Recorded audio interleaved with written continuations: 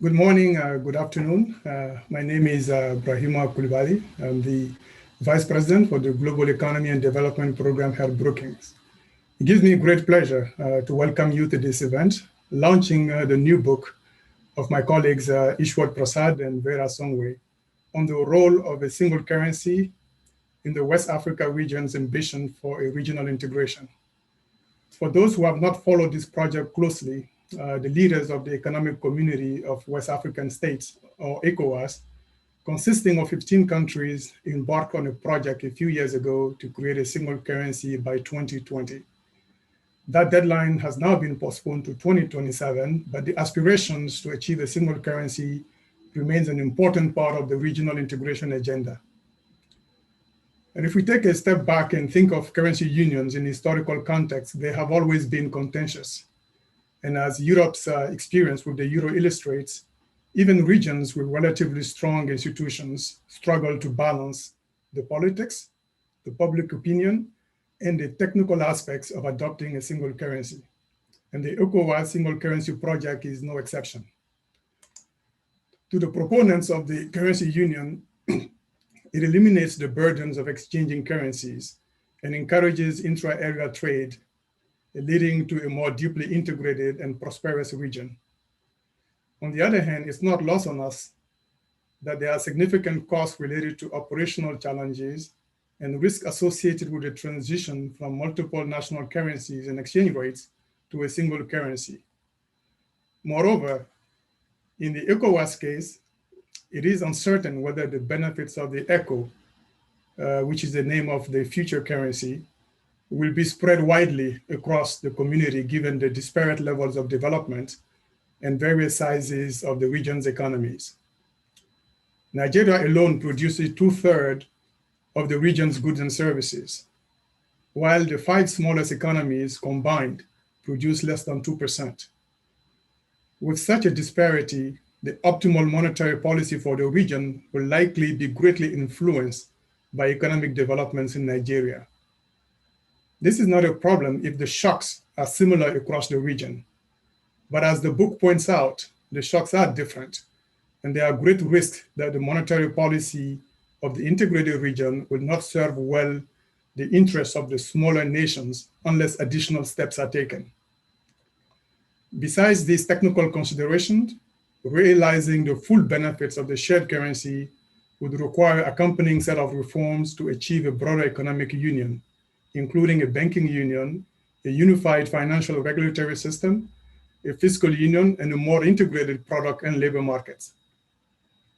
But we know that the decision to create a single currency is very much a political ambition as it is an economic one. It is also true that in practice, currency unions do not always meet many of the prescribed prerequisites before they are created. So if policymakers do proceed with the project, notwithstanding the challenges, the key question then is whether there are conditions under which the benefits of the ECOWAS currency union can be maximized to outweigh the cost. And the answers to that questions begin with a dispassionate understanding of the key issues. In this regard, the authors do an excellent job at presenting a rich set of analysis that inform their recommendations presented in the book. They also usefully bring to bear the experience of currency union projects elsewhere in the world. The book is very timely, and I'm sure that it will enrich the conversation and serve as a useful guide to policymakers, as well as anyone interested in this complex subject. I would encourage you to get a copy if you have not already. You'll get the chance to hear from the author shortly and also have opportunities to ask them questions. The event will be moderated by David Pilling, who is the Africa editor for the Financial Times. And he really doesn't need further introductions. It is always refreshing to read his pieces on Africa. He makes an extra effort to uncover the story behind the headline, which allows him to bring a more nuanced perspective to the issues of the region and help shift the narrative in a positive way. Early in the pandemic, he was among the journalists I exchanged with on how Africa will meet its sizable financial and economic costs brought about by the pandemic.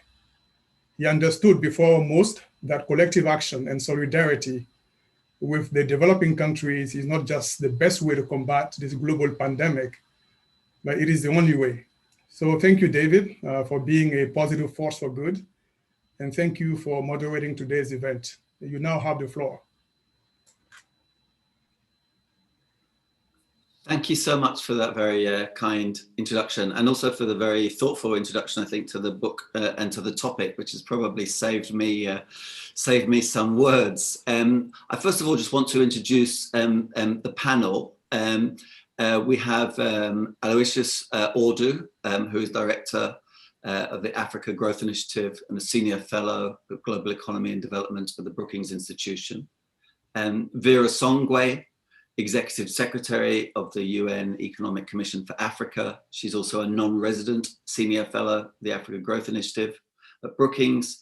And of course, here today, mainly, I guess, because she is the co-author of the book and the topic that we're here to discuss, which brings me to Isfar Prasad, Professor of Trade Policy at Cornell, Senior Fellow, the Africa Growth Initiative at Brookings, and somebody who I used to deal with and talk to frequently when I was in Asia, because probably known to many people in this audience, Isfar is also an expert, particularly on China and India, and has written, some very interesting things about both those two enormous economies.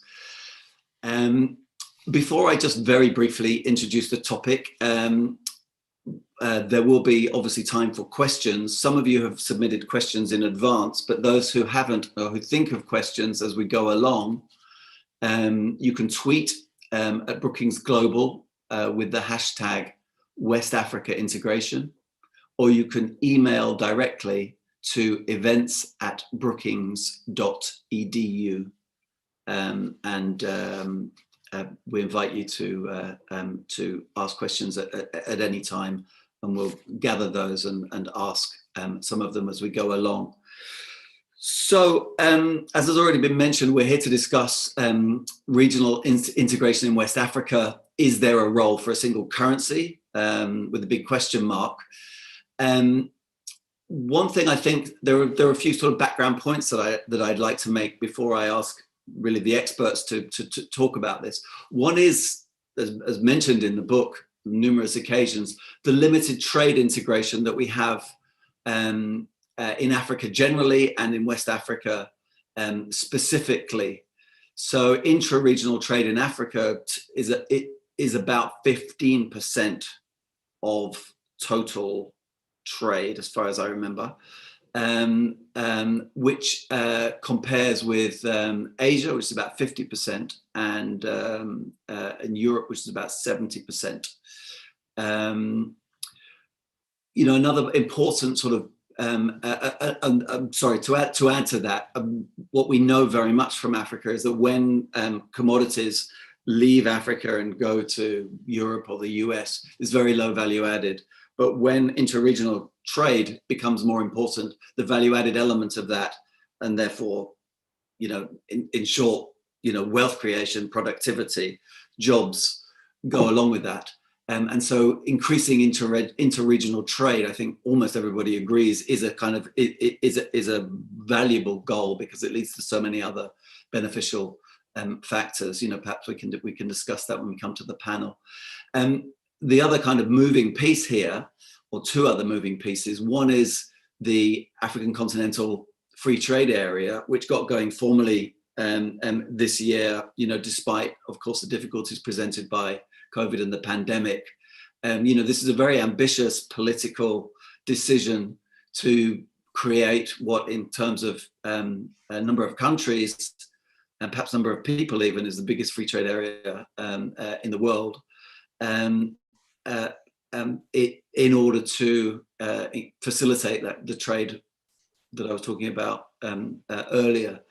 The other background to this is a move between France and the CFA countries, of which there are 8 who overlap with the 15 countries that we're discussing today, in terms of a currency union that would comprise both Francophone and Anglophone countries. This was a is a francophone currency union, but France has, at least symbolically, stepped back, and partly because of pressure coming from some of those countries themselves, and sort of, in a sense, weakened the link. I mean, some people think this is purely symbolic and that really nothing particularly profound has happened. But for example, before this change, the 8 countries had to keep 50% of their reserves in Paris with the Central Bank of France. There was a French official on the regional central bank. And of course, maybe most symbolically, but perhaps most importantly, there is now a name change in the works.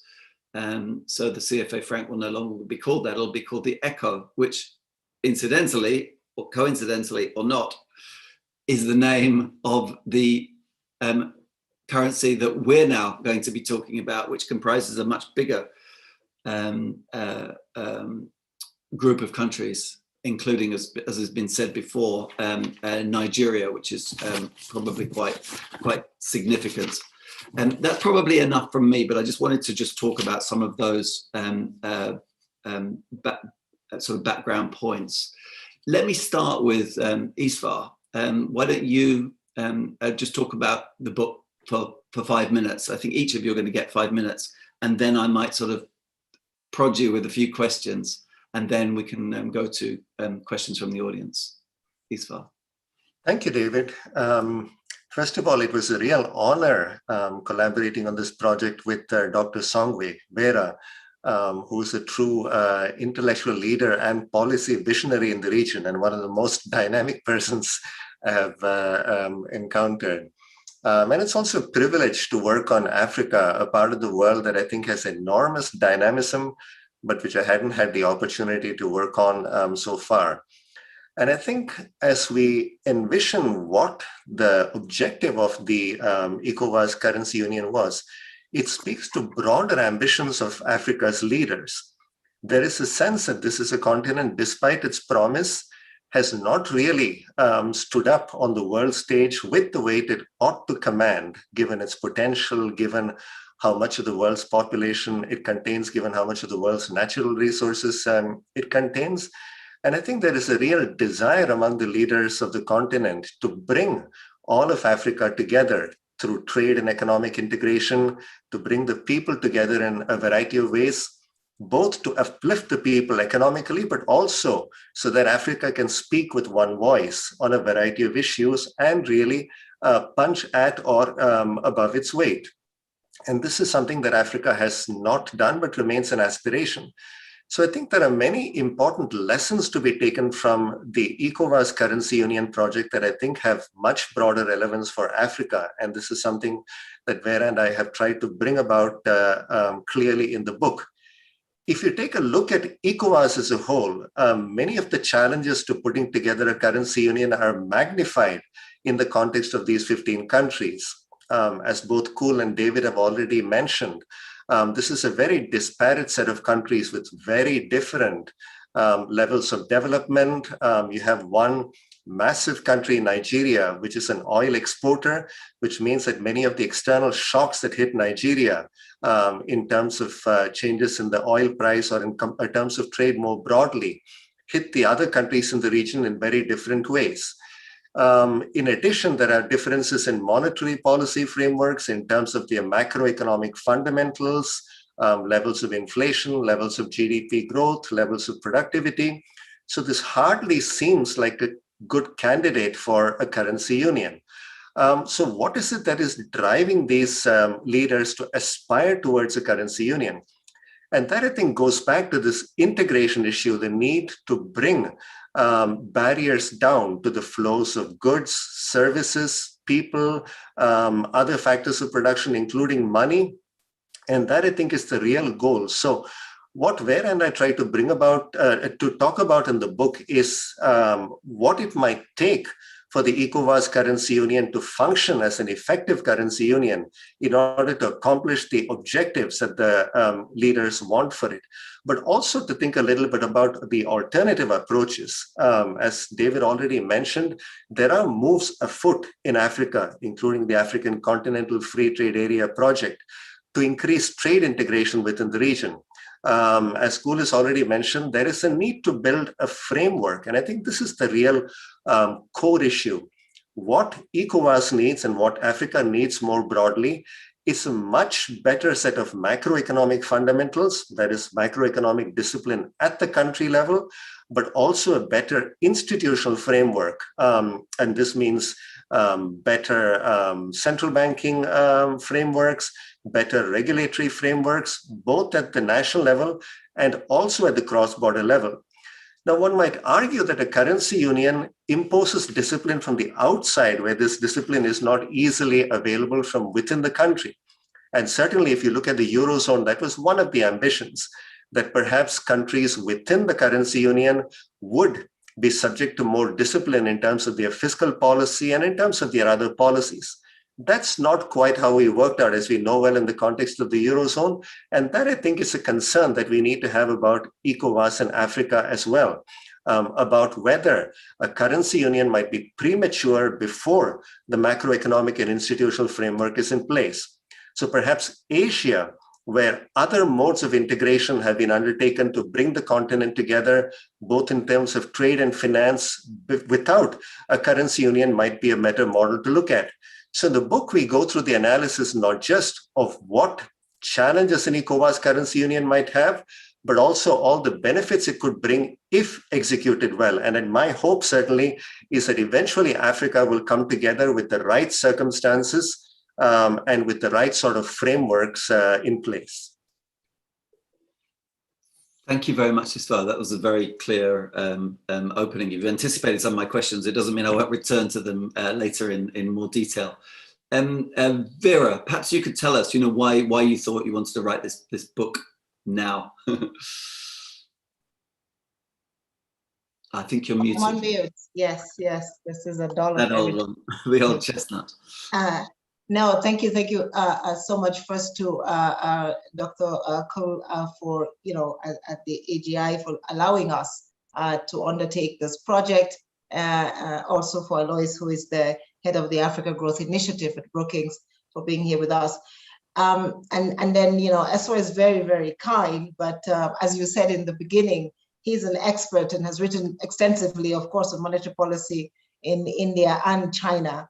And in particular, and of course, at a time when I started really reading and listening to what he was doing, at the time when China was beginning to become a reserve currency at the IMF, the yuan was, and there was all that debate about it. And then, of course, on our continent, there is a lot of debate about, as you mentioned, the CFA franc and what should happen.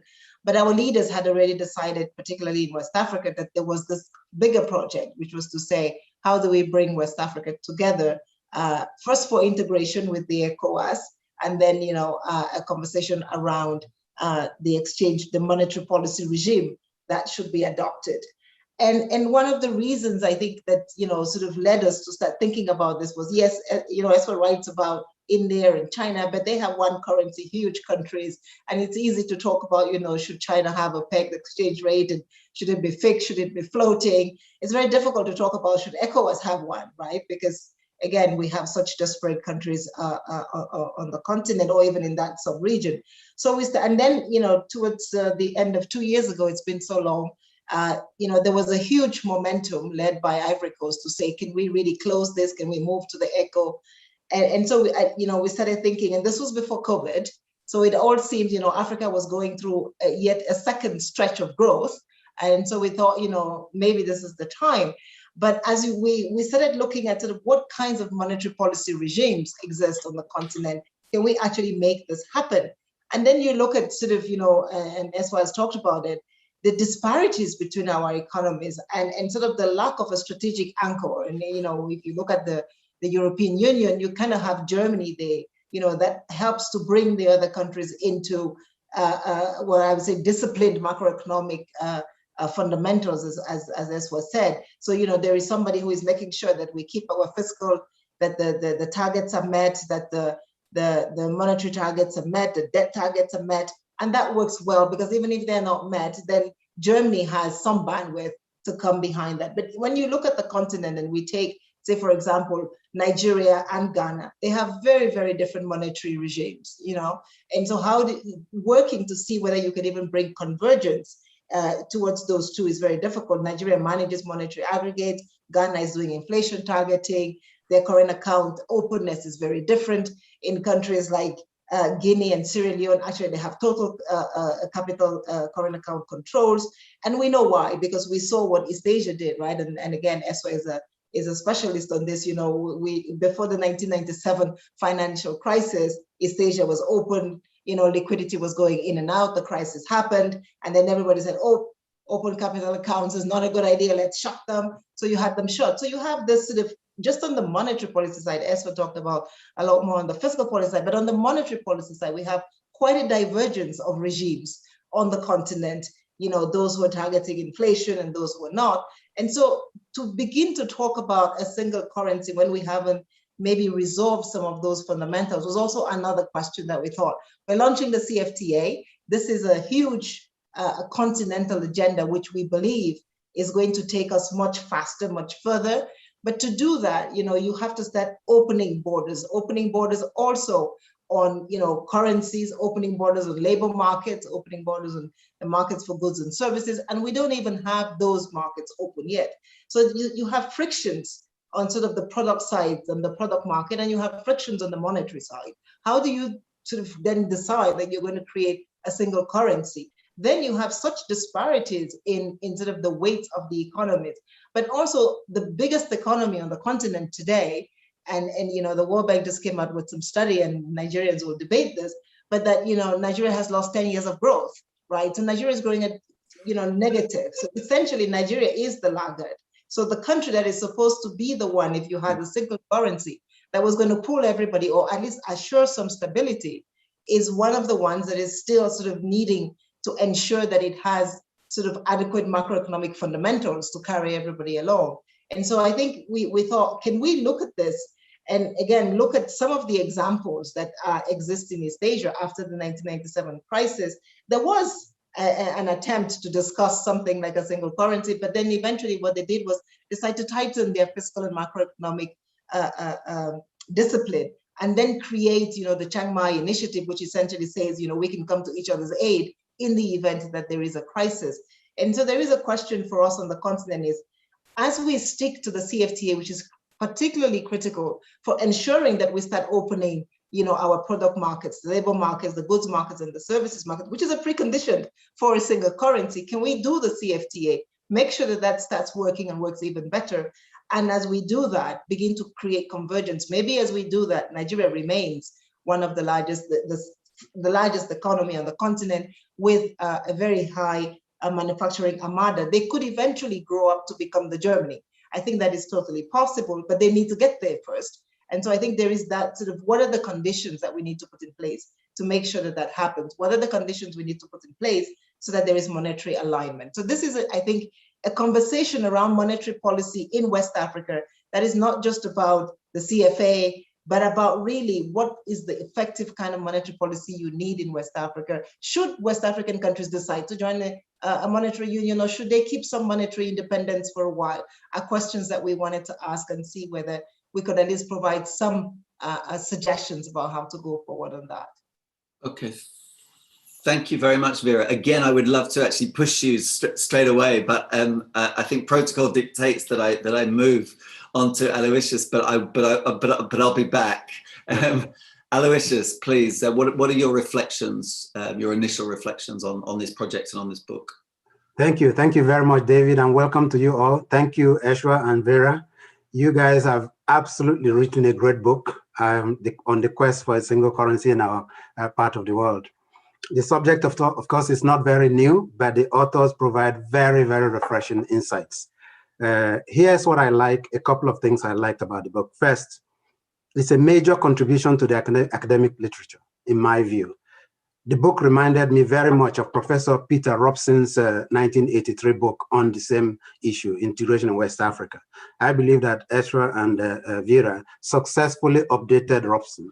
The second thing I like about the book is that what stands out is the elegance and the methodical thoroughness in the analysis. They outline the critical factors for an optimal currency area, which is, as we know, Robert Mundell in 1961 was the first person to broach this issue. And so they compare these factors and they conclude basically that ECOWAS is not equal to an optimal currency area. We learned already from Ashoka Modi in Euro Tragedy that the Eurozone also did not meet such ideal conditions for an optimal currency area. Yet the Europeans pushed ahead and with the Euro experiment. So Isra and Vera successfully provide us the hard facts. These are facts that will support, if adopted and implemented, the currency in West Africa.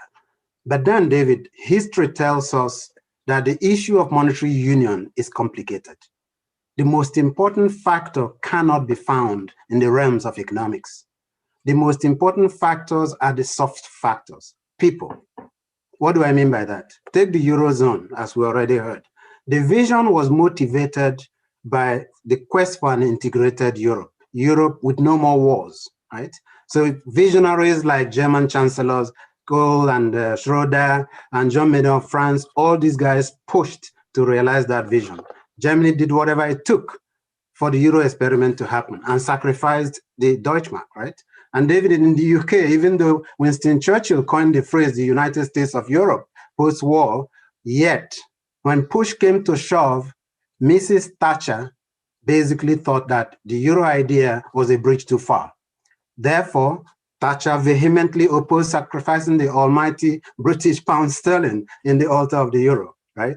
The Scandinavians, people again, public opinion ensured that the Swedes, for example, did not join the Eurozone. In West Africa, we have history as well. President Yakubu Gowon of Nigeria, President Eyadema of Togo built trust and ensured the successful launch of ECOWAS on May 28, 1975. These are visionary leaders motivated by a united West Africa. For them, they were not interested in Anglophone, Francophone, and Lusophone. They wanted a united region. So do we have such visionary leaders today that can push this agenda is one question. And David and Vera and Esra showed very, very clearly that Nigeria, as we just discussed and heard, is very important in the region. And indeed, Nigeria showed flashes of its old self in January 2020 when President Buhari balked at the idea that President Macron and President Ouattara had to replace the CFA with the ECO, a name that the continent, the 15 member states had already indicated would be the new currency of the region. I think everybody knows that the idea was basically an attempt to muddy the water for an integrated West Africa. So the book basically rightly highlights the importance of these soft factors, especially when they talk of Nigeria as the powerhouse anchor in ECOWAS, just like Germany in the Eurozone. But in Nigeria right now, the question is there a convergence of views on the ECO internally? You know, with multiple exchange rate windows, they talk of Nigeria, Nigeria assuming the center stage as anchor like the Germans did. It remains a talk, right? When governments exercise power to enrich a small elite at the top, is it any surprise that internal disagreements on the ECO abound within Nigeria today? And finally, as we heard, the lesson from East Asia is not lost on the authors and should not be lost on all of us. Because there, at the technical level, Asians address the cost of doing business and integrate their economies to the global economy. The global value chains have boomed and trade and commerce and investment have boomed. Intra-area investment, etc. They don't have a single currency, as the book makes very clear. So I believe very strongly that Esra and Vera have succeeded in a call to arms to our leaders in West Africa and to our people. If they believe that the ECO idea is the promised land for an integrated West Africa, as all of us do, then they must bite the bullet and get on with it. Alternatively, if ECOWAS leaders want to stop summiting and commit instead that their members will take the necessary steps to basically move up the value chain of the World Bank's ease of doing business, then West Africa could transition to a boom town, especially under the auspices of the African Continental Free Trade Area. So I like this book a lot, and I think our leaders should all have copies of this book because it calls their attention to what they need to do beyond the technicalities of economics. Thank you very much. Thanks very much, Aloysius. Very, very interesting and provocative. Esvar, if I could just return to you to start with, and at the risk of, in a sense, putting the cart before the horse, but is the conclusion of your book that this is a bridge too far, this is too early, ECOWAS is not ready? To put it another way, or perhaps a slightly different way, is this the right question? You know, when you have economies that don't trade because, you know, perhaps the road network between them is insufficient, the borders are uncrossable, either physically or because of other, you know, non-tariff impediments. When Nigeria has closed its border to Benin because it's worried about smuggling, is it really sensible to ask about, you know, the intricacies of a region-wide currency? Is this a bridge too far? So, David, that's a highly pertinent and well-posed question. Now, we economists have a good sense of what it takes to make a really well-functioning currency union. And there is no currency union that meets all of these conditions perfectly. Even a country like the US, which is ultimately a currency union of 50 states, has certain flaws. But overall, many of the conditions that are necessary for a currency union are in place. And with the institutional and governance frameworks that the US has, it all holds together.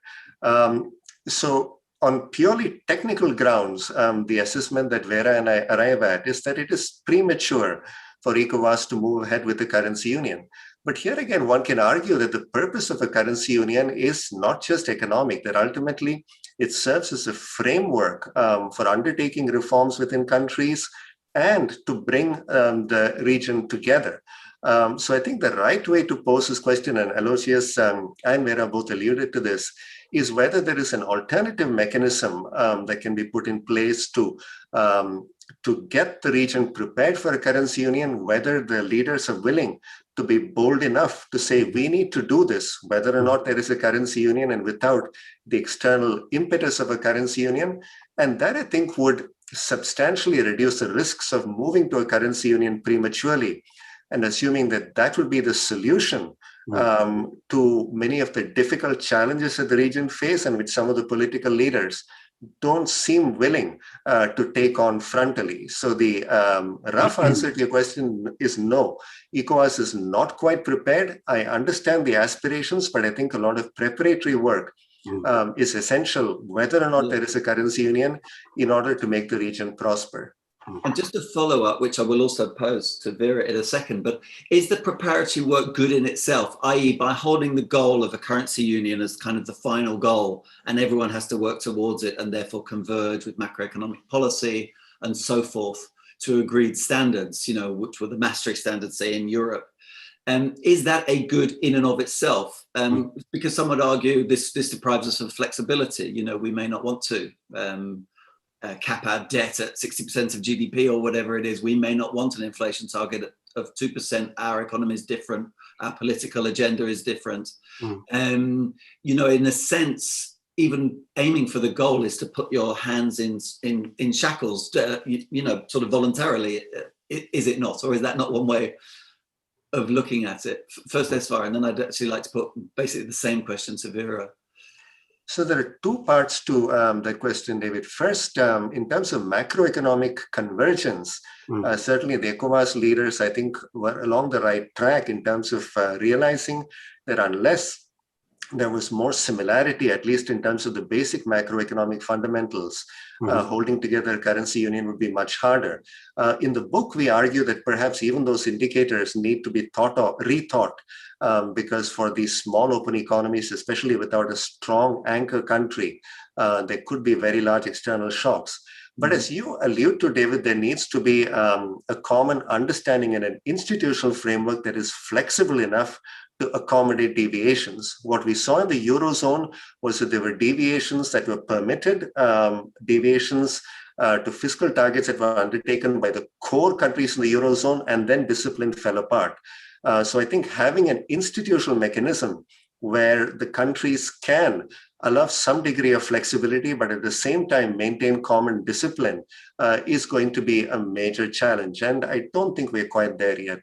Yes. So Vera, in a sense, the same question to you. I mean, first of all, do you agree that this is premature? But do you also agree that the mere goal of an integrated single currency would provide a discipline, a leverage, an external, albeit self-imposed external force that would create a kind of a good in and of itself? Is this the right question? Yes, it is the right question. No, and it has sort of a two-part answer, which is also what we were trying to show. Essentially, within the ECOWAS, expected or anticipated currency union, we already have the CFA union. And I think this is the beauty, and people may ask, why did you use West Africa or not everybody? But the beauty of it is that you're talking about the largest economic sort of grouping on the continent, but with sort of almost two or one sort of block of 8 countries with a CFA, and then the rest, Nigeria and Ghana in particular, practicing and have adopted a totally different policy. And the question is to look at what is happening with both. Inside the CFA, as we show, there has been some convergence, there has been some discipline around inflation, and that has worked for a while, right? The question is, what has that give? What have been the sort of constraints or the trade-offs in that? And people will argue maybe the trade-off has been employment. Maybe you have lost a lot of monetary policy flexibility in that union, which Ghana continues to have and can then quickly adjust to crisis, which is why, the Ghanaian economy has come and superseded some of the CFA economies, for example. So I think that is one of the beauties of the book, is that if you look at the book, it allows you, one, to look at the CFA zone and see whether some discipline happened, and then says, okay, now if we go to a larger union, the CFA, of course, has the French central bank as a backstop. The replacement of the French central bank as a backstop has to be Nigeria as a backstop. And so then we have that conversation on, can we, make Nigeria that backstop? Or maybe it could be a combination of Cote d'Ivoire and Ghana, but there has to be a backstop. We have seen, when we look at Cote d'Ivoire, for example, the fragility and the sort of yet, to be achieved. And over the last 8 years, we have to give credit to Cote d'Ivoire. They have grown, but Cote d'Ivoire's growth rates and Cote d'Ivoire's GDP have not reached 1994 levels, which is pre-crisis levels. So again, I think some of the cyclicality of shocks on the continent beg the question of whether this is the time. However, because we have the African Continental Free Trade Area Agreement, which has as its basic objective, product market flexibility, labor market flexibility, goods market flexibility, services flexibility, a key criteria and a key underpinning for a currency union. The question is, as we continue to sort of strive to get to the CFTA and ratify the CFTA, we are on our way to whatever currency we want, because it's first, some kind, form of market flexibility, factor market flexibility that we're getting. And I think that's one. So the ambition is good, but I think we have to be careful that a single currency is not the end all, right? We're looking for, exactly as what Eswa said, prosperity. We need a continent or a region that is prosperous and that is growing fast. And I think the question then is, what is it that is going to make that happen? And it's not necessarily a single currency, it's more openness. It's more, as you said, intra-regional trade that should make that happen. It's more fiscal discipline. It's more, as Alois said, better a private sector investment environment. So there are a few things that need to be done to allow us to get to a single currency as a path to prosperity, not as a path as an end in itself. Okay, just to follow up, because you've mentioned the CFA franc, so I wanted to follow up there. I mean, is there a slight contradiction here? Because one of the kind of impulses for this arrangement with France, and France, as I say, symbolically or even more deeply pulling back a bit, was that countries were saying, okay, so we've got this stability, you know, in terms of inflation, in terms of exchange rate. So there's a visibility and a stability for investors and, you know, and for people that live in those countries. But we've given up a lot in that, you know, we've given up the ability to devalue our currency to cope with external shocks, etc. This was one of the sort of arguments for pushing back against France. Now, it is true that those 8 countries haven't yet given, you know, they haven't yet gained the right really to devalue. They're still pegged to the euro explicitly. I was going to say implicitly, but really explicitly. But nonetheless, that is the motivation, to get a bit more freedom.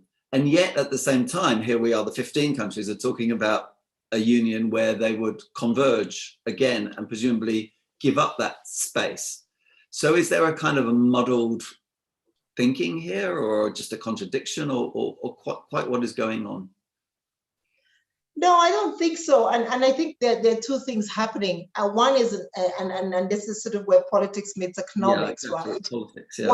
One is an intrinsically sort of African proposal, right? Is to say, you know, as we go to the CFTA, do we need a single currency that allows us then to sort of function in a more efficient fashion? Should we manage our exchange rate variability ourselves as opposed to, you know, managing it externally? You know, should we have, exactly as you said, that there are some benefits to the CFA, create some policy certainty, but at what cost do we get that policy certainty? If our objective, if our, you know, the function we want to maximize is an employment function, does the CFA in its current form do that for us? And I think those are the questions where we believe that in an African engineered single currency conversation, one can actually, just like the euro, you know, we just saw with the crisis, the debates between Germany and France to give the $756 billion stimulus. The Germans, you know, were saying, but this is going to weaken us. And the French were saying, but we need to restore growth. And those are the big arguments, right? It's a conversation between, you know, a monetary certainty, keeping a strong currency and generating more growth. And I think those conversations, when you're pegged particularly to an external currency, you lose the right to be able to do that.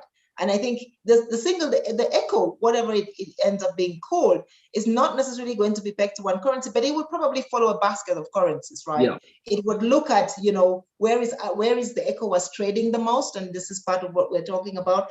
And I think part of what, you know, one plug on the book is, as Aloy said, it's very academic. So it gives you the numbers. We tell you, we sort of try to present in a dispassionate way, what does economics say? What should we do? How should we look at it? Who are your trade partners? Is your currency and the peg now, you know, can you align it with your trade partners, and what will the impact be? How open are you? How many small open economies do you have, and how much, you know, sort of shock absorption do we have to respond to that? And those are measurable things. These are not sort of things that you do with qualitative appreciation. And I think one of the things we wanted to do with this book was really bring to the West African Union, but also to the CFA zones, an intellectual debate on this issue, as opposed to a more sort of passionate political debate on, are we part of, you know, do we belong or don't we belong? Africa needs to become prosperous.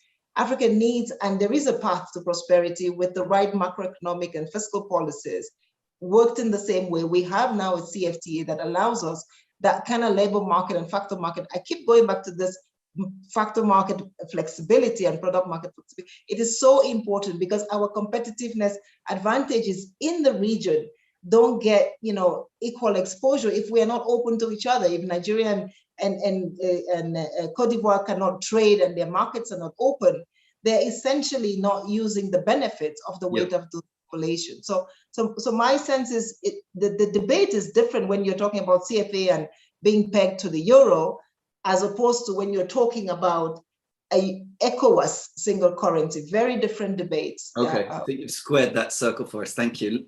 Let me move to Aloysius. Europe has come up a number of times. is Europe a something that we can hold up as an example of how this can be done, or is Europe a cautionary tale? Very provocative question, David. Ever since time immemorial, we have always looked up, and up is Europe. And the model, basically, the poverty reduction in our continent, we haven't gotten far.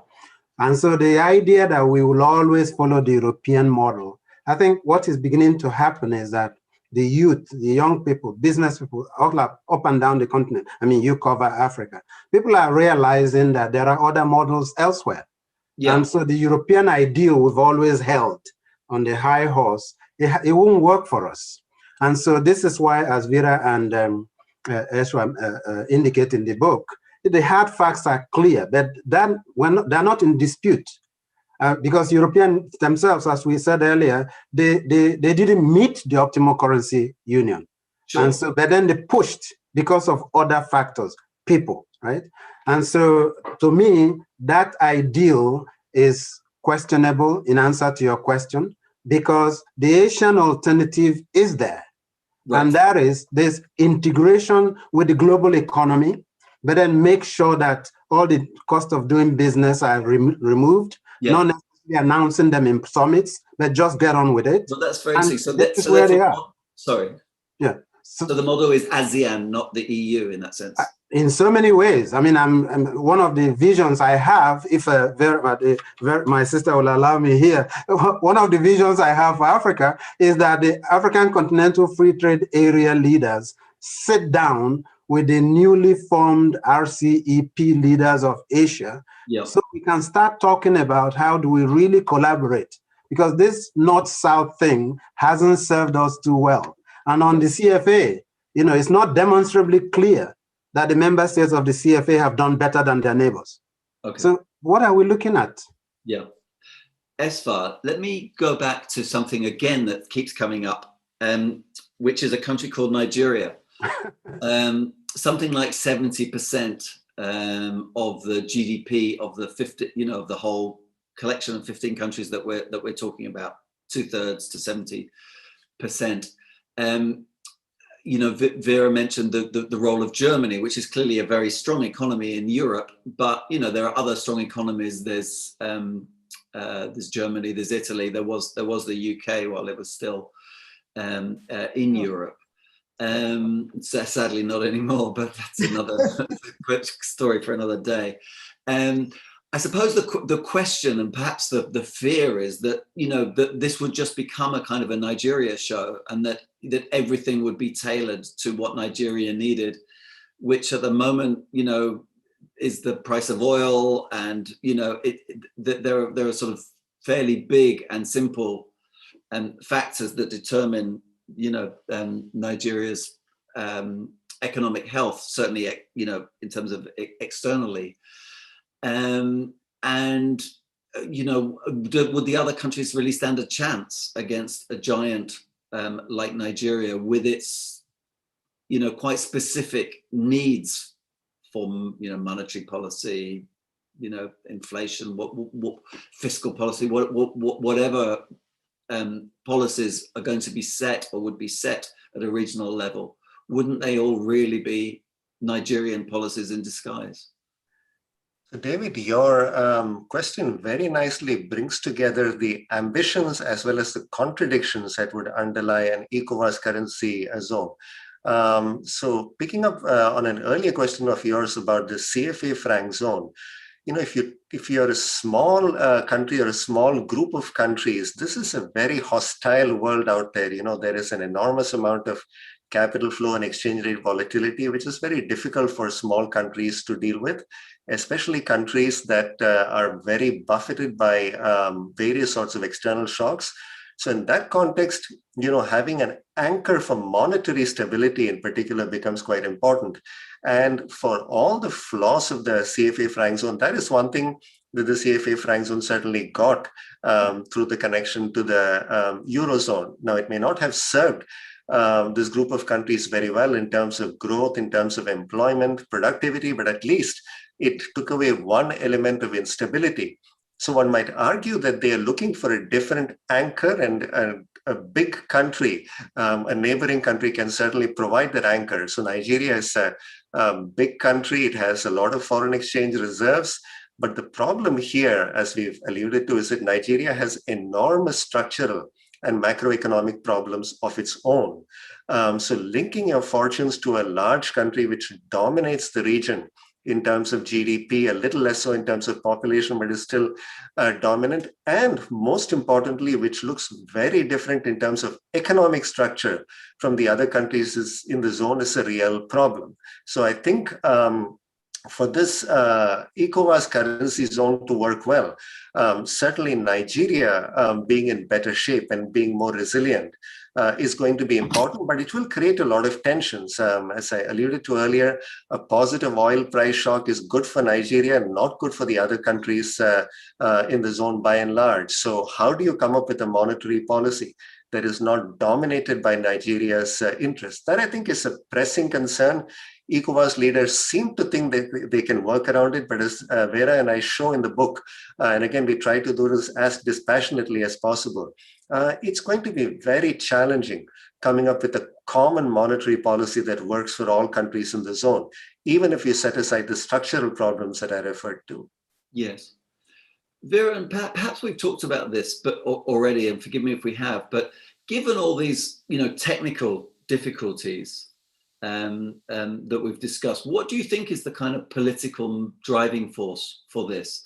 And I suppose more specifically, I mean, who is driving this? Which of the countries, which of the leaders are pressing for this hardest? We've heard that the 2020 date has been abandoned, but there is a new date, which is not that far over the horizon.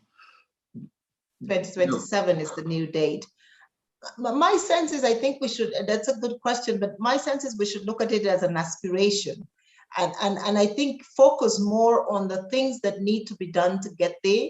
And if we do some of those things that need to be done, irrespective of whether when we get there, and you mentioned in the beginning, or I think it was Aloysius who mentioned, the different countries that voted against joining the EU. When we get there, we should probably get our populations to vote.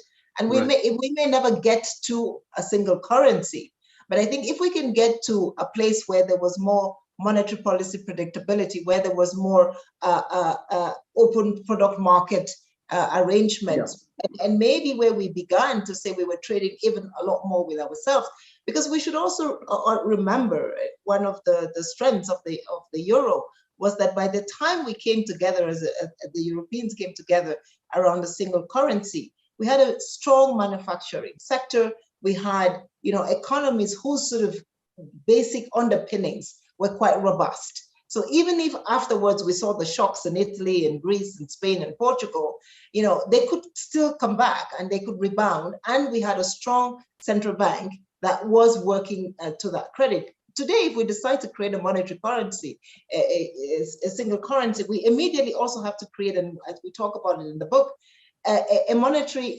institution that will not have had the experience even of sort of working together and seeing how this will work. And I think we will have a different kind of tension.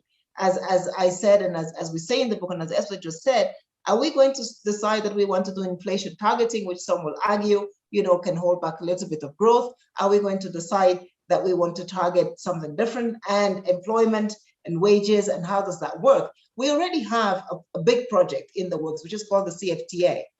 And the CFTA has a lot of the preconditions for taking us towards more integration. If the objective of a single currency was more integration, we have something in place right now that has less macroeconomic requirements that we could actually start working on. And so I think what we are also saying in the book is, let's keep working on the CFTA project. It's already quite ambitious in itself, but it is a project that could lead us eventually to, a space where we will be better prepared for a single currency, if that's what we decided to have. Okay, I'm going to go to questions from the audience in a minute, but let me just do one follow-up, Vera, which is the ability to devalue if you want to face an external shock, or to make your exports more competitive. Is that a valuable tool to have, and is it one that's worth giving up, as it were, for a greater kind of collective aspiration? Well, I mean, that's a good question, and sort of, because you see, and that's, I think we talk a lot about devaluation, and this is good that we talk about devaluation when we're in a fixed exchange rate setting, right? And that this is true for the CFA zone. If we went, hopefully, to a single currency, we will not be in a fixed exchange rate dynamic. We will be in a flexible exchange rate dynamic. We will no longer be talking about devaluation. We will talk about depreciation. And then it will then, and that is why the CFCA is important, because if we could trade more, we get a stronger currency, whatever it is that that single currency becomes, right? Yes. So again, those are the fundamentals, because depreciation then happens because of the strength of your currency, the robustness and solidity of your macroeconomic underpinnings. And so the minute we move from, you know, CFA and peg to the euro into a single currency, the whole conversation on devaluation becomes mute. Yeah, absolutely. Okay, and I'm sorry, I just did want to push you slightly, because you said the you know, this wasn't a goal; it was a, what you used the phrase aspiration, because I said sort of who's pushing this project, and you said, well, we should look at it as more of an aspiration. But I mean, I could rephrase the question, I guess. Then whose aspiration is it? I mean, is this the aspiration of President Buhari? Is it the aspiration of President Macky Sall, President Ouattara? Who is sort of driving this, or has it taken on a life of its own? Maybe that's the answer. I think what has taken on a life of its own is the need to integrate the continent. Yeah. And then what we have then is questions around what is the fastest way, what's the easiest way. There is, I think, a strong group that says the fastest way to integrate the continent, if we can start trading together, if we can make labor market flexibility better, if we can make product market flexibility much easier, right? And so that is where we are. Then there is a group of people that says to do that, a single currency is even, you know, more important. So it is, again, a secondary objective. It's let's integrate the continent, let's trade, and let's create prosperity. And a tool for that is what kind of currency we trade in.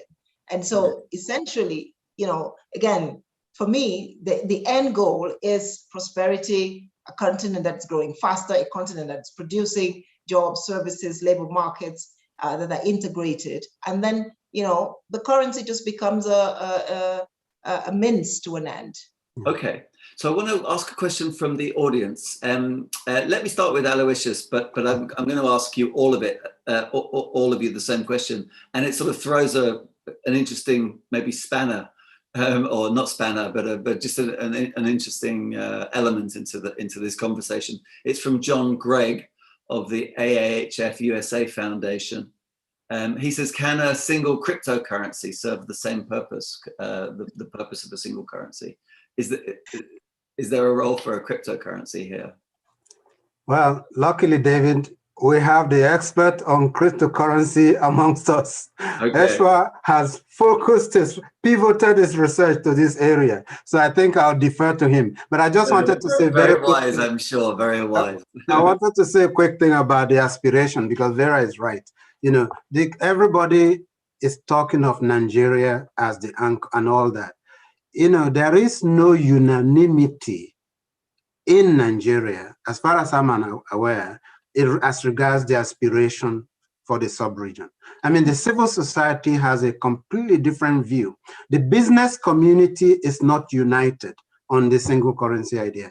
Farmers have a completely different view. Truck pushers, you know, Nigerians, we are very vocal. So people, there's no shortage of views in Nigeria, and certainly the political elite. So when we talk of aspiration, it's important that in the country itself, which we're saying the impetus has to come from within, there is no unanimity as regards aspiration. This is part of what would make it very, very challenging, as Eshwa and Vera have articulated in their book.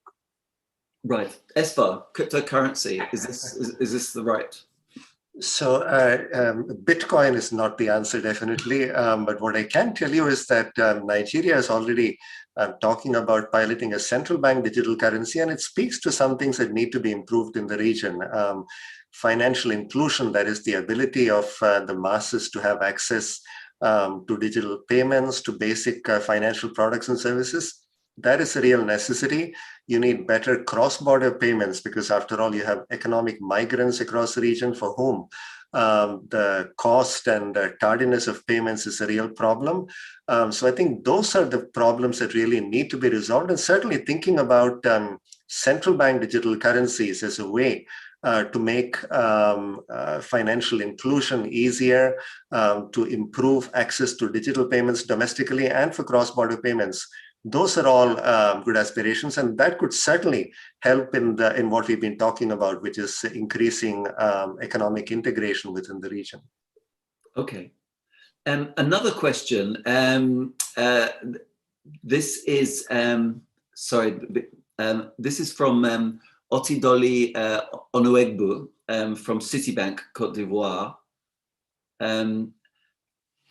I'll ask the question because I think it's interesting that it's being asked. It says, what do you have to say about critics who feel that the ECO is only an attempt at the extension of France's domination over West African economies?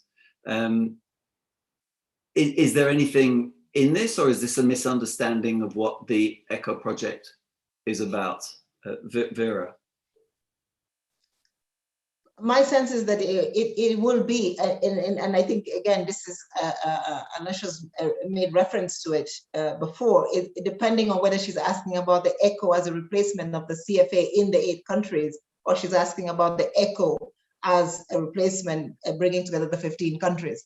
If it's in the 8 countries, it's a different response from if it's in the 15 countries. Well, why don't you have a go at both? So I'm going to have a go at the 15 countries. And of course, the minute we talk about the 15 countries, that link, and I think what is important is Africa and West Africa, as we show in the book. For Europe is still a big trading partner, Europe at large, and so we're going to continue trading. So this is on a serious note now, and so I think what we need to look at is what are the trade relationships that we have with the European Union. And then how do we organize? So I think the minute we move from the CFA into the ECO, it becomes a different kind of, economic conversation. Is what does the CFTA allow us to do? And how can we then trade better? How can we ensure that we're competitive? And then it goes to issues like, agriculture and European, single agriculture policy, and how it's sort of hurting, West Africa, and could West Africa do better? Now, if West Africa has a flexible exchange rate regime, which is pegged to the euro and the dollar and the yuan, which makes West Africa's agriculture commodities much more competitive in the European market.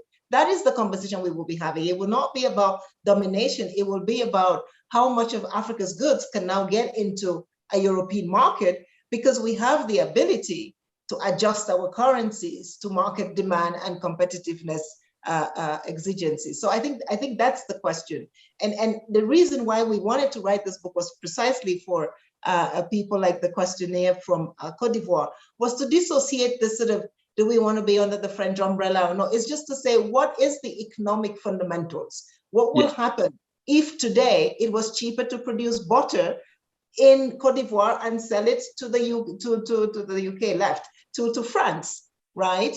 And just look at, what are the conditions that will be needed for that, and how can we ensure then that there are no market distortions and no monetary policy distortions? Because today, particularly in the CFA zone, of course, when there is an appreciation of the CFA, of the euro, it affects negatively the African countries in competitiveness.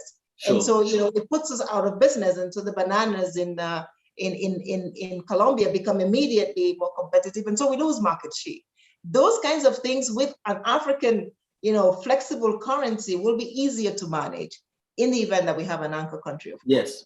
So you may feel as though you've answered this question already, but given that we're talking on these lines, I'll ask you, and I could always move to Esfar as well. The question is, what impact would this have? I think you could also say, what impact could this have, good or bad, on poverty level subsistence farmer or the herder?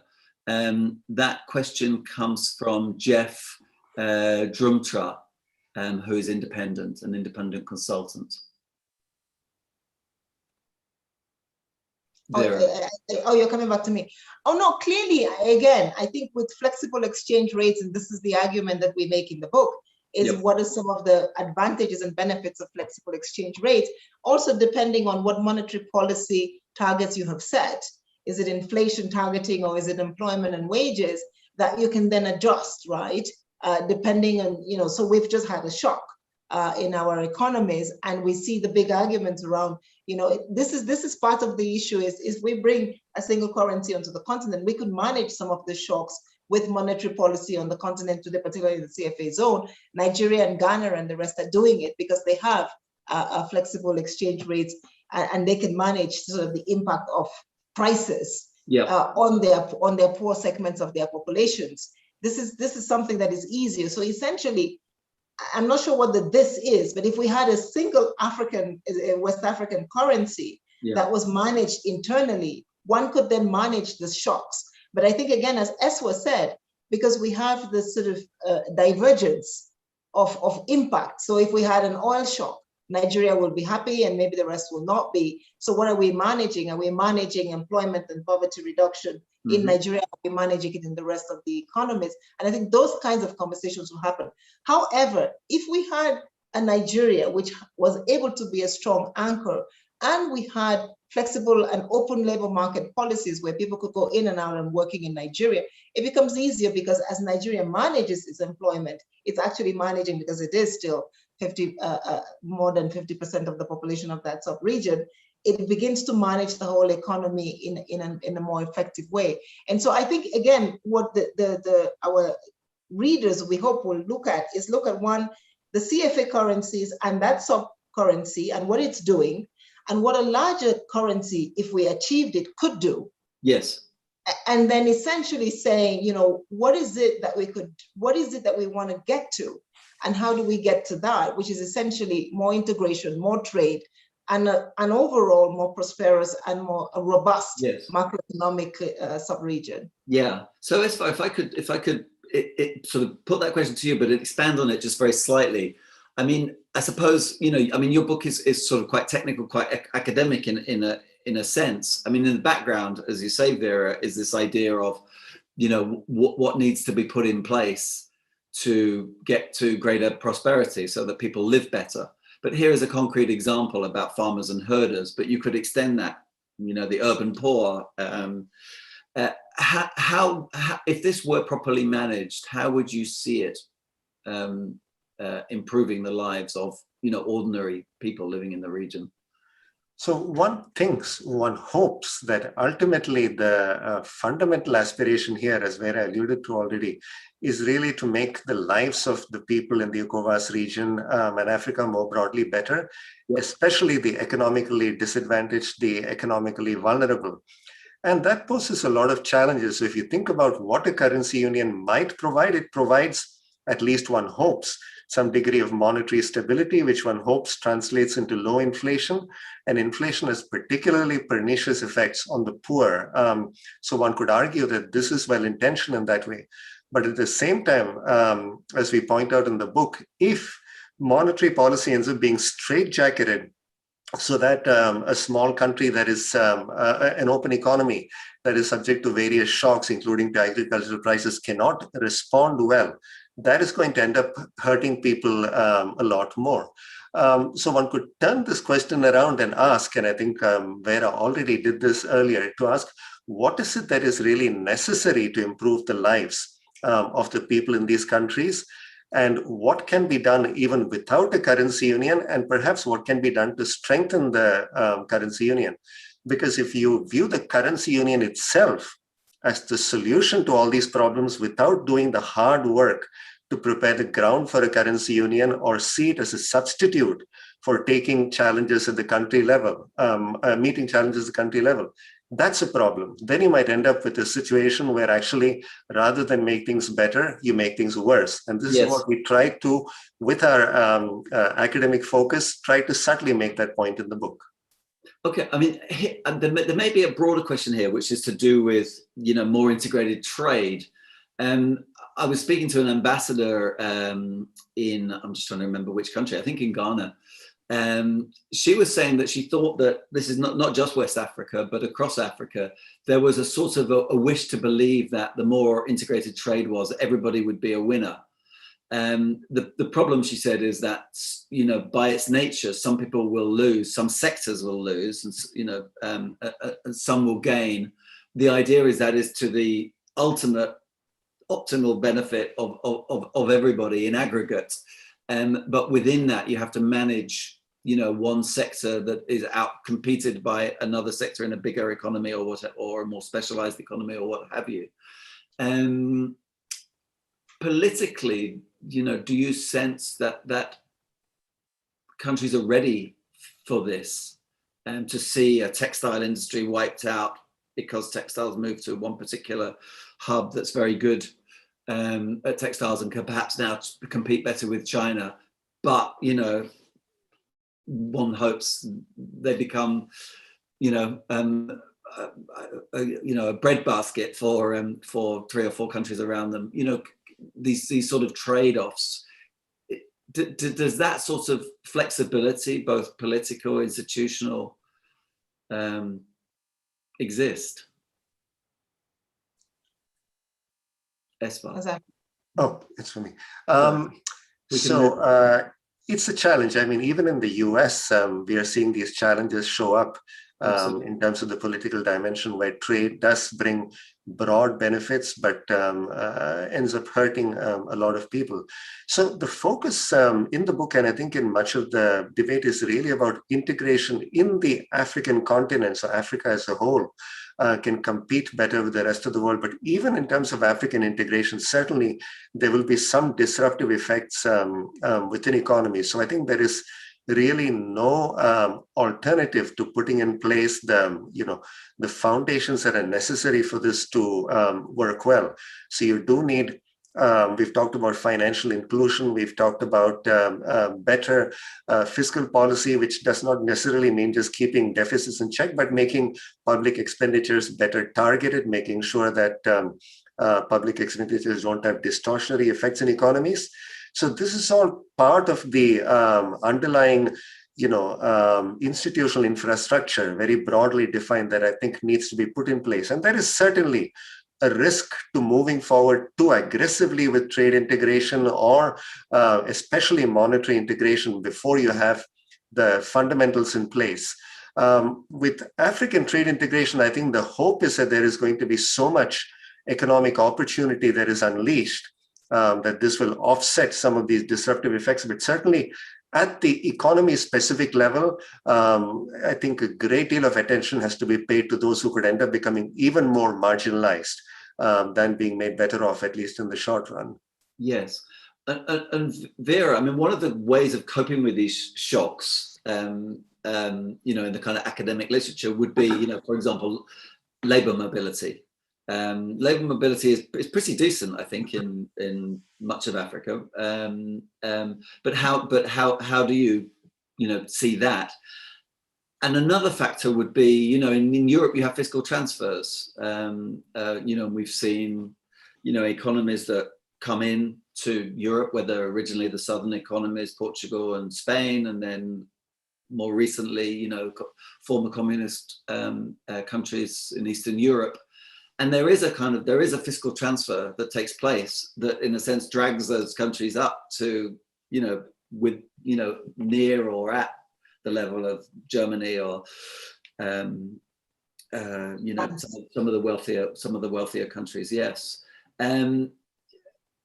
Is that something that's on the cards, or is that something that is because I mean in this 15-country scenario, presumably that would be mainly transfers from Nigeria to other countries. Maybe not, I don't know, but you've mentioned many times it's the biggest and richest of the economies. And I think this is where, again, this is a sort of not a singing praises for the African Continental Free Trade Area Agreement, but I think I'm on record saying that it is Africa's blueprint for transformation. Mm-hmm. And essentially, what we're saying, the very fundamentals of the AFCFTA are essentially saying that, if it went right and if it worked well, not all the countries will need to be doing textiles at a suboptimal level. right? We will be able to then pool our resources and have one competitive center, with the others then providing the rest of the services. So today, if we take the agriculture sector, 40% of the produce gets lost in transportation because we don't have a logistics sector that works well. If you look at the textile sector, we have cotton in Burkina Faso and Mali, but we send it all the way to China for it to be initially processed. We will begin to create, I think, those missing links, because the whole idea of the CFTA is essentially to build continental value chains. So you have countries become sort of specialists in a particular area, and that is where labor market flexibility becomes important, because then those who know how to do, let's say, artificial intelligence will all congregate in Sierra Leone and do just that. And the gold mining in Sierra Leone will happen there, but the processing will then move to Nigeria, because Nigeria has the processing factories and the engineering wherewithal to be able to do that. I think what you will start seeing is this kind of sort of selective, in some sense, I'm a believer in the sort of constructive destruction. And what we hope will happen with the CFTA is that we begin to sort of constructively destruct, some legacy industries that are no longer competitive where they are, and find new avenues. And we have the whole sort of technology field. Ngozi was here, she will talk about Nollywood. And we didn't know about Nollywood before. Nollywood now is generating almost 15% of Nigeria's GDP, right? And if we continued to produce on it, we may no longer be talking about oil. So my sense is we need these economies to be able to sort of organically develop, where you have, strong competitive advantage. And so the fright should not be, are we going to lose, a suboptimal industry? The aspiration should be, do we create an industry that is globally competitive and get into a continental value chain that makes it even better for the citizens of the sub-region? Yes. Sorry, did someone want to come in? Sorry. No.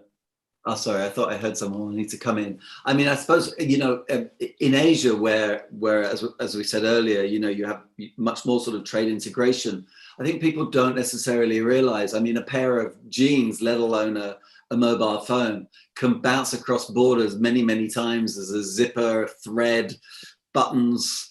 One thinks of a pair of trousers as something that would have to be made in one place, but that's not necessarily the case at all. And there can be, and then there's the packaging and the box and the glue and what have you. Things can come from all sorts of countries that can specialize. I mean, of course, this is Ricardo, and it's it doesn't always work out in practice, but it can. I'm right, am I, that when we're talking about a currency union, we're also talking about these issues? I mean, this is what we're really talking about, in a sense. This is the substantive stuff that underlies the sort of the formal goal of a single currency. Is that right, Vera? Yes. No. I sorry. What was that? Well, I mean, in other words, what underlies? Because I've in a sense shifted the conversation to trade, and I just wanted you to reassure me that that's correct. Yes, it is trade and prosperity, right? We still believe that trading your way out of poverty is the best way. After education, of course. So on the human capital side, you have to educate yourself out of poverty, and on the sort of economic, macroeconomic side, you have to trade your way out of poverty. And that is the conversation we're having, is what is the most efficient and the most effective way of doing that. And we're saying that then the monetary policy regime that you pick, has to be an instrument or a tool in your toolbox to get there, and not the end goal. And then that monetary policy instrument, as we show in the book, has to then decide whether you want to do inflation targeting or you want to do employment generation, wage creation. And the different decisions or goals that you pick will also influence how the economy then unfolds and develops. And part of what we show in the book is, today in this 15 economies, they have very different sort of monetary policy regimes, which will need to be aligned. And that even the ones that now have stated monetary policy regimes are not necessarily always meeting their targets. So there is already a challenge on their own sort of single individual stated challenges. If you create a monetary union, some of those targets may become even more stringent. So if you take a country like Sierra Leone or a country like Liberia that have their own targets but have not met them, and you put them in a union where the target is even more stringent, are they really going to get there?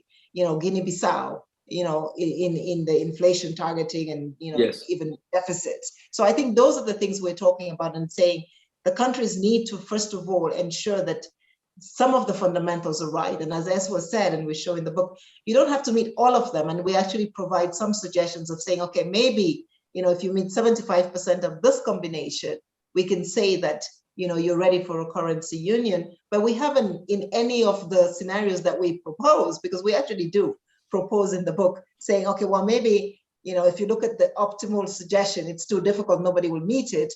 And we've seen it in the EU as well. Let's come to sort of less stringent deficit targets and debt targets, but still we don't have 75% of the countries meeting it. Yes. And so there is still a lot of work that needs to be done to get there. Yes, okay. Someone was asking, I was just trying to find out who, but I'll ask the question anyway.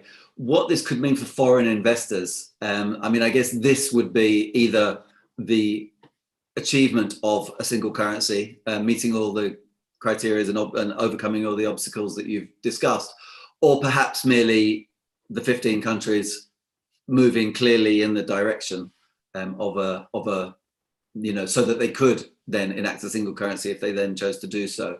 What would that mean, Esfa, do you think, for foreign investors, or what could it mean for foreign investors into the region?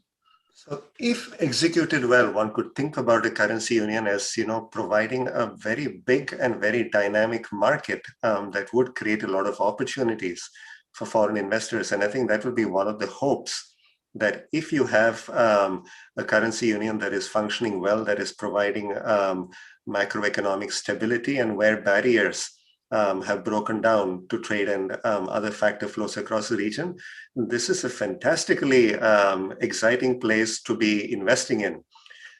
If the currency union also met some of the conditions we talk about in the book, like better institutional frameworks, that will also increase the confidence of international investors that their money is going to be well protected through better regulatory frameworks in the region.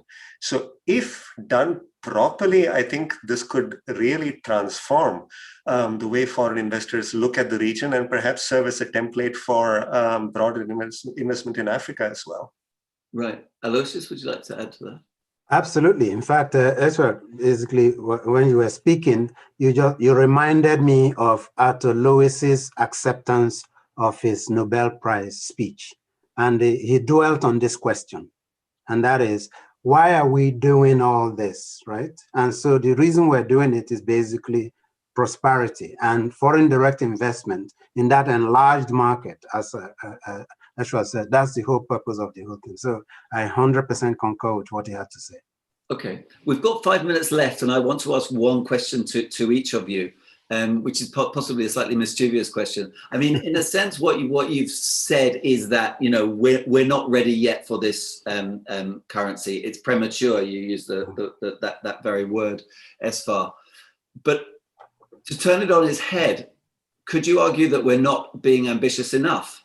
Why aim for a single currency in a sub-region of Africa, given that we have the continental free trade area? Why aren't we talking about a single currency for all of Africa? Maybe I could start with you, Vera. Well, I think we are arguing that we should not be talking about a single currency yet, because the fundamentals are not ready, and I think that's the beauty of it, right? In the region where we have 8 of the countries already in a single currency union, and saying that's not possible, but saying that the positive, and I think that's what you're looking for, is what is the continental program? And again, it's the CFTA.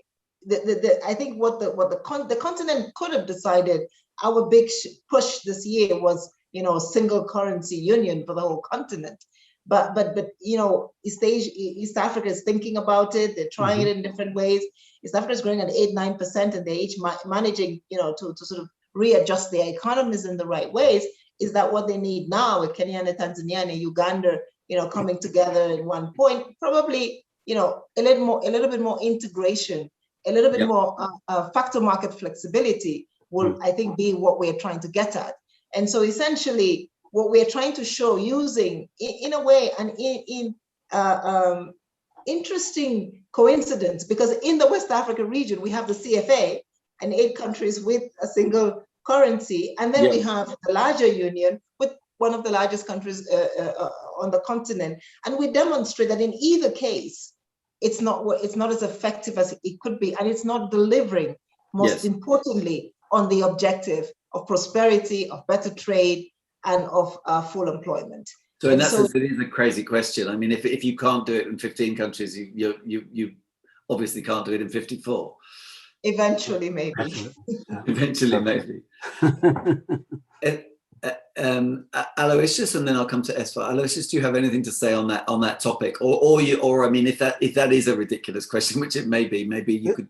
It's absolutely a fair question. It's not a ridiculous question at all. And I think the elephant in the room in many of the things we've all said is that trust matters, and there is trust deficit in West African leadership. Institutions matter. Even when institutions are as robust as the EU ones, didn't meet the criteria that Ezra and Vera enlightened us on. It took the sort of leadership of visionaries to push through. And so we need trust, we need solid institutions, and we need committed leadership. This iron triangle cast around these 3 things, I think, channeled towards the African Continental Free Trade Area, which is by far the most visible evidence of solidarity among Africans so far. I think that's where we should be pushing our agenda towards for a much more prosperous continent.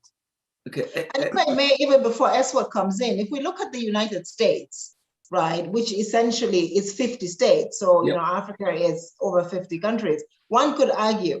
But even before that, you have, the Sherman clauses, and you have, the antitrust policy. So you have a series of regulations and regulatory policy that takes away some of these rigidities that we still have on the continent. So this is to say that eventually, a single currency for the continent is not an impossibility. We have 50 states in the United States that succeeded in doing it.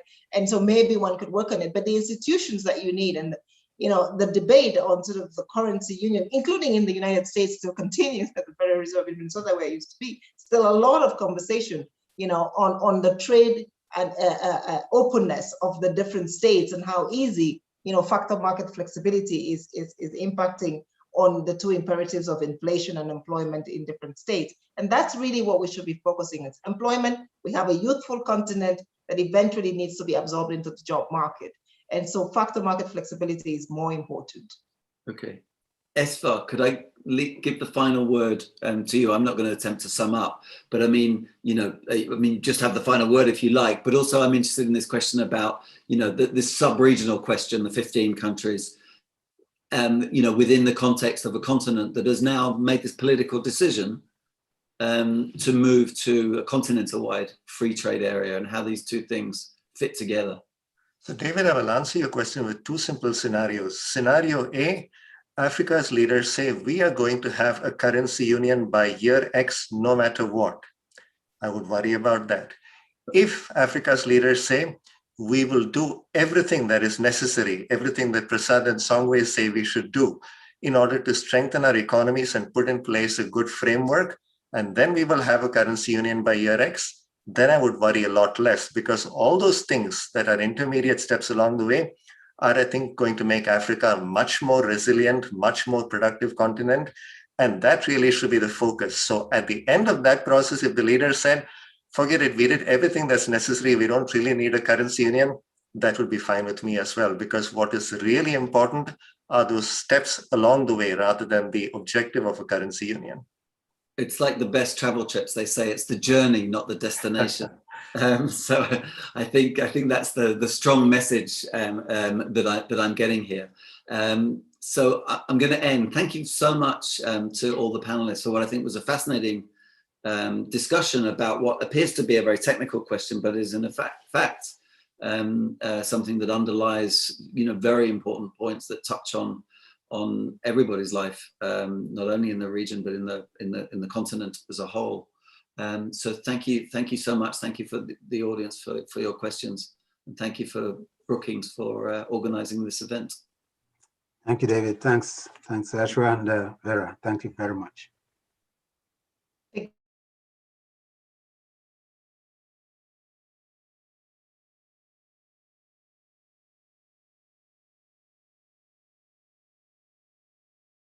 Thanks everybody. Get the book. Vera, I have two.